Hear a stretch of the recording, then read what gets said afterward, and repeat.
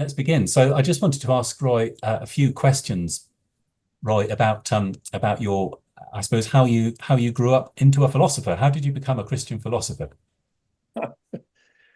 It wasn't easy.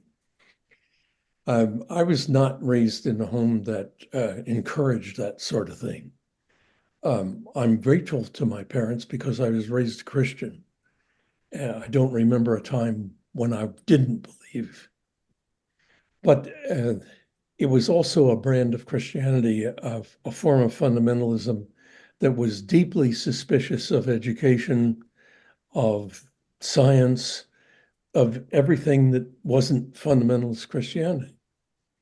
So when I got older, um, when I was near the end of high school in the United States, I made a friend at church whose background was entirely the reverse of mine. He had been to a private prep school. He was now at Haverford College, and he took a liking to me. I don't know why, but I'm grateful he did. And he stirred up all this stuff. We used to talk about history and science and theology and all sorts of stuff. So I graduated and went to college as a music theory major and minored in trombone. I had been playing for 3 years on a radio broadcast from from New York City every Saturday night on ABC network. So I thought I might go into music. But because of those conversations and his influence, his name was William White. I I just realized I hadn't mentioned his name. That'll never do. I owe him too much. And then when I was very disappointed with that music college, I wasn't going to go back. But I had spent all the money I had saved for college. My parents had already told me they would never support that.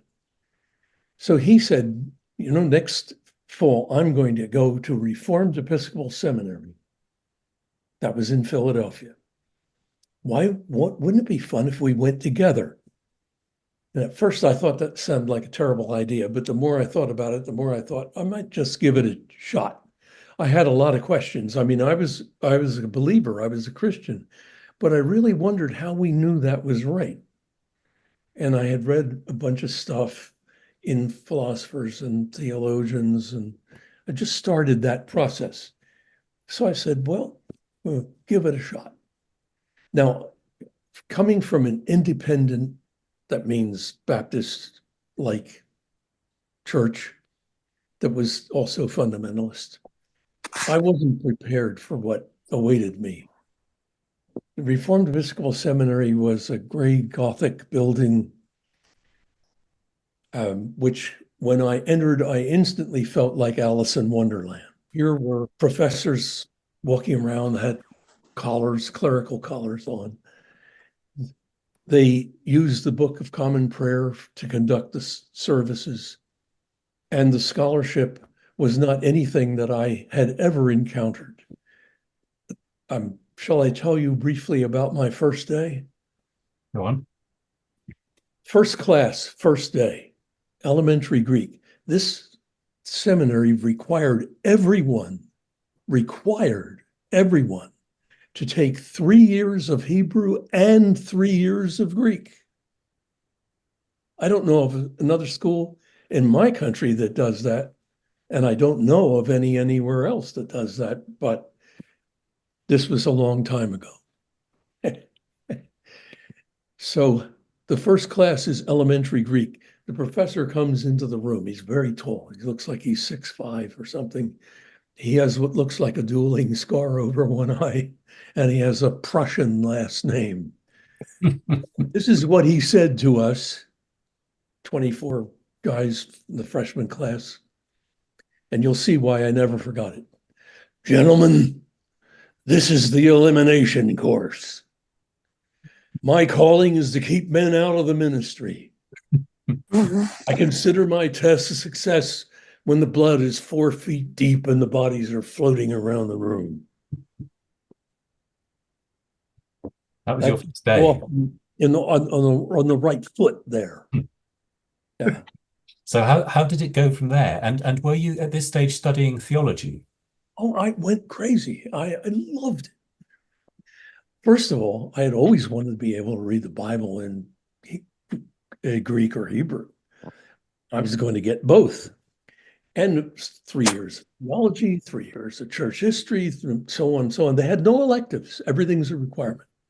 So I went crazy. I just loved it. Now, I hadn't finished college. I should point that out. They accepted people who hadn't finished. In fact, they encouraged it. But what they didn't tell you is that 66% of the people that tried that flunked. I'm glad I didn't know that because it might have intimidated me into flunking. But anyway, I come to my end, my senior year there. That year was 1959. And that year, Herman Dooyeweerd was on the East Coast of the United States giving lectures at different universities. And when he came to Philadelphia, University of Pennsylvania didn't invite him, but Westminster Seminary did. And he had just published In the Twilight of Western Thought. And I heard him give his 5 lectures on that at Westminster. And that got me fascinated with philosophy. So it was the man himself who got me interested in philosophy. There was a lot of that I didn't understand. But what came across is there can be and should be a Christian philosophy. And that's Roy, a just radical idea. for the benefit of those who haven't heard of Dooyeweerd, that's especially what Dooyeweerd is known for, isn't it? That there should be a Christian philosophy. Yes. Going back in time, I don't know of a major Christian thinker who ever said that until Dooyeweerd. A lot of them said a Christian philosophy is not possible, and we don't need that. We have theology. But here's a guy who clearly says, yes, we do need it. And that's what's going to guide Christians in the sciences to taking a Christian perspective on their science. I was just fascinated. I got the new critique and started to read it. And I had no idea where to try to finish college. But someone there at the seminary said to me, do you know there's a college in the north part of Massachusetts called Gordon College, and they have a course on Dooyeweerd. That's all I had to hear. I applied to Gordon. I was accepted, and I drove up there with, I mean, no furniture, very few clothes, no place to live, no job. But and when I got there, it turned out they didn't have a course on Dooyeweerd. They had a course on contemporary philosophy, and the man who taught that course covered Dooyeweerd in that, among other philosophers. He turned out to be my mentor, and then later a great friend and a real encouragement. He's the one that encouraged me to apply to Harvard, and then also to go to Amsterdam and work with Dooyeweerd. And that was in your doctoral studies, wasn't it? That you actually Yes. worked with Dooyeweerd. Yeah, when I proposed doing I didn't stay at Harvard because the program I was in was headed defunct. And my advisor said, I'm advising you to transfer. And he recommended Penn. So I transferred to the University of Pennsylvania. And my advisor there, who was a Christian, by the way, said, we're going to approve this dissertation on 2 conditions. One is that you go there and work on it with him, and we'll get you a fellowship to do that. And the second is that he writes me a letter and says, you have him straight.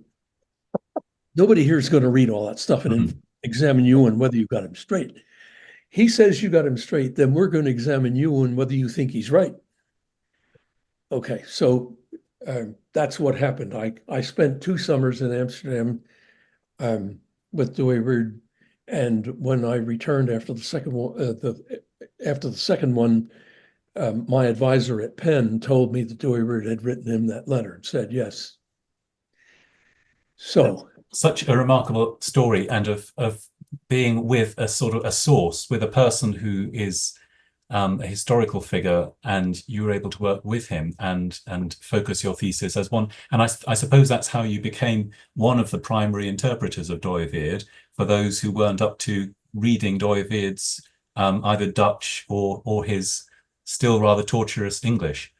It's And there. your work is a beacon of clarity. And I think many of us who've read things you've written have found that. Well, it had Dooyeweerd's own approval, so I'm Hmm. happy about that. Yeah, I Now, can still remember. Yeah, I go on. remember uh, riding on the tram going to Dooyeweerd's house for the first time. The secretary of the philosophy department was Bernard Zylstra.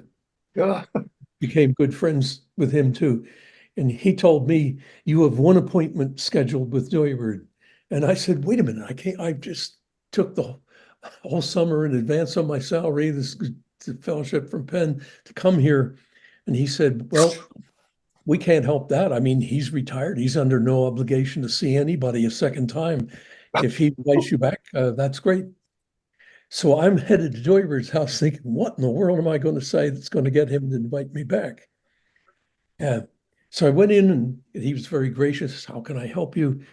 And I said, "Well, I can tell you one thing. I've been here a little over a week, and everyone else that I've talked to has told me that I'm not understanding you correctly.